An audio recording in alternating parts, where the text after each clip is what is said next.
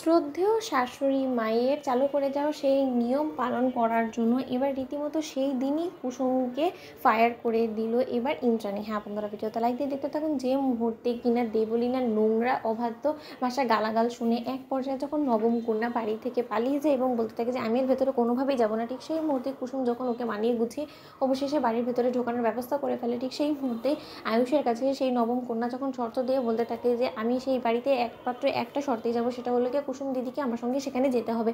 অন্যদিকে যখন আয়ুষের কথায় এক পর্যায়ে রাজি হয়ে যেতে বাধ্য হয় কুসুম, ঠিক সেই মুহূর্তে কুসুম দোরগোড়ায় দাঁড়িয়ে যাওয়া মাত্রই যখন ইন্দ্রাণী কুসুমকে দেখে রেগে যায় এবং বলতে থাকে যে তুমি এতটা নির্লজ্জ বেহায়া কী করে হতে পারো বলো তো, তোমার বাবাকে দেখলে এবং তোমাকে দেখলে না আমি কোনো কিছু মিলিয়ে আনতে পারি না। যেখানে কিনা তোমার বাবা চিরটা কাল নিজের আত্মসম্মান মান সম্মান সব কিছু নিয়ে চলাফেরা করলো, সেই জায়গায় কিনা তুমি তার মেয়ে হয়ে এতটা নির্লজ্জ বেহায়া কী করে হয়ে যেতে পারলে বলো তো কুসুম। তোমাকে যেখানে কিনা আমি বারবার করে বারণ করেছিলাম যে আজকের এই দিনটার মধ্যে আমি তোমাকে কোনোভাবেই আমার চোখের সামনে দেখতে চাই না, সেখানে কিনা তুমি আবারও হ্যাংলার মতন এখানে চলে এলে। ঠিক সেই মুহূর্তে আয়ুষ বলতে থাকে যে এক মিনিট মা, তোমার কোথাও একটা ভুল হচ্ছে। ঠিক সেই মুহূর্তে কথার মাঝখানে দেবলী ইন্টারাপ্ট করে বলতে থাকে যে আন্টি, এই মেয়েটা যদি আজকের অনুষ্ঠান বাড়িতে থাকে তাহলে কিন্তু আমি এক্ষুনি এখান থেকে বেরিয়ে যাবো, কারণ এই মেয়েটাকে কিন্তু আমার অপমান করার জন্যই শাস্তি দেওয়া হয়েছে এবং তুমি ওকে কিন্তু স্ট্রিক্টলি বলে দিয়েছিলে যে আজকের এই অনুষ্ঠানে তুমি ওকে কোনোভাবেই বরদাস্ত করবে না। তাহলে ওর সাহস হয় কী করে বলো তো। ঠিক সেই মুহূর্তে যখন আয়ুষ বলতে থাকে যে আমাকে একটু তোমরা কথা বলতে দিবে, ঠিক সেই মুহূর্তে যখন আয়ুষ বলতে থাকে যে মা, এই নবম কন্যাকে রীতিমতো অপমান করে বাড়ি থেকে বার করে দিয়েছিল দেবলীনা এবং এই মেয়েরা তো রীতিমতো সেখান থেকে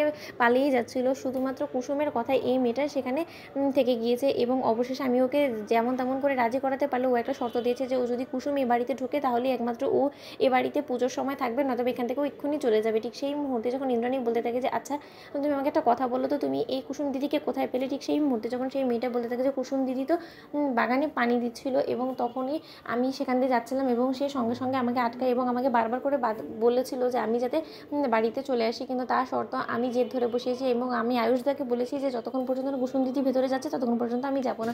অন্যদিকে যখন দেবলীনা বলতে থাকে যে বাবা কি অভিনয় আন্টি, তুমি লক্ষ্য করেছো একটা জিনিস, এই মেয়েটার নির্ঘাত এই মেয়েটাকে উস্কে দিয়েছে এবং হয়তো এই মেয়েটাকে শিখিয়ে পড়িয়ে এনেছে যে যখনই কিনা তুমি এ বাড়িতে ঢোকার জন্য ওকে আটকে দিবে তখনই যাতে ও এই কথাটা বলে যে ও কোনোভাবে কুসুমকে ছাড়ি বাড়িতে ঢুকবে না। তুমি বুঝতে পারছো যে কুসুম কতটা চালাকে পরিণত হয়ে গেছে। ও রীতিমতো তোমার কথা অমান্য করে তোমাকে রীতিমতো ছোট করার জন্য এবং আমাকে ছোট করার জন্য এরকম ফোন দিয়ে এটেছে। এটা ওর চক্রান্ত ছাড়া কোনো কিছু নেই। নয়তো তুমি ভাবো না আন্টি, সদ্যমাত্র একজনের সঙ্গে পরিচয় হওয়া সেই মেয়েটার উপরে এতটা বিশ্বাস এই ছোট্ট বাচ্চাটার কী করে হয়ে যেতে পারে বলো তো। ঠিক সেই মুহূর্তে যখন ইন্দ্রাণী বলতে থাকে যে আমরা তো সকলে আছি, আচ্ছা ঠিক আছে তোমাকে দিদিটা বকুনি দিয়েছে, তাহলে বরঞ্চ তুমি আমার সঙ্গে থেকেও, কিন্তু কুসুমকে এই বাড়িতে কোনোভাবে আমি ঢুকতে দেবো না। ঠিক সেই মুহূর্তে সেই বাচ্চাটা বলতে থাকে যে ঠিক আছে তাহলে আমি বরঞ্চ এখান থেকে চলে যাচ্ছি। তো বন্ধুরা লাইক শেয়ার করে সাবস্ক্রাইব করতে ভুলো না।